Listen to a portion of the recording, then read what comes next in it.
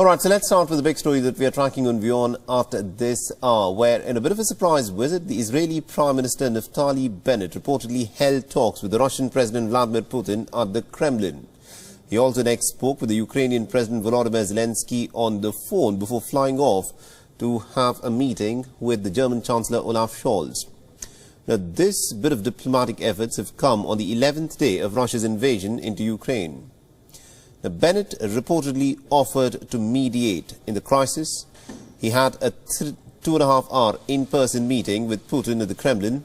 And remember, this of course has been Putin's first in-person meeting with a foreign leader since the invasion began in February. The talks of course came after Ukraine urged the State of Israel to hold a dialogue with Russia. The Kremlin has said that different aspects of the situation in Ukraine are to be discussed during the meeting. Now, after the first in-person talks with Putin, Bennett then reportedly spoke with Volodymyr Zelensky over the phone. Now, Naftali Bennett has been treading very cautiously in the face of this conflict. He aims to preserve the very delicate security cooperation that the State of Israel has with Russia. Remember, Russia, of course, has got a large military presence in Israel's northern neighbor, Syria. Now, unlike the West, the State of Israel has not condemned the invasion or has slapped Russia with sanctions. Instead, the country is stressing upon its close relations with both Moscow and Kiev. And after wrapping up the meeting in Moscow, Bennett is, of course, headed to Berlin to hold talks with German Chancellor Olaf Scholz. The French President Emmanuel Macron's office has said that, interestingly, Emmanuel Macron had spoken to Naftali Bennett before he left for Moscow.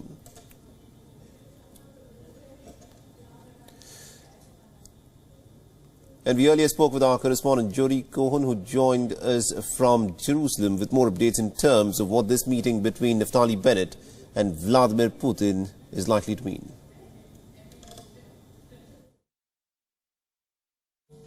Well, according to a statement by Israel's Prime Minister's office, the flight took off on Saturday morning after the two leaders spoke on Wednesday.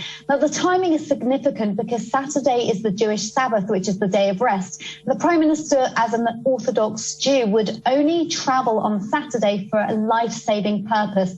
And clearly, in the case of Ukraine, he thought this would be. And this suggests that he wants to play a mediating role, which was requested actually by Ukrainian President Zelensky. And Prime Minister Bennett offered President Putin, and that this offer wasn't rejected.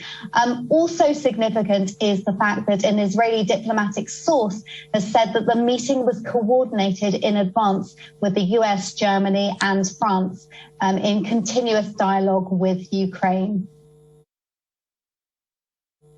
So the meeting took place at the Kremlin, and a key focus appears to be on the Ukraine war. According to Kremlin spokesman Dmitry Peskov, the two leaders discussed the situation around Ukraine. According to reports, Prime Minister Bennett also spoke about the situation of Israelis and Jewish communities as a result of the conflict.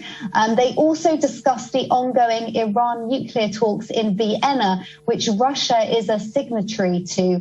Earlier Saturday, Russia indicated that before backing the Iran deal, it would need guarantees from the US and cited Western sanctions against Russia. So it appears progress in the Iranian nuclear talks and the Ukraine-Russia war could now potentially be linked.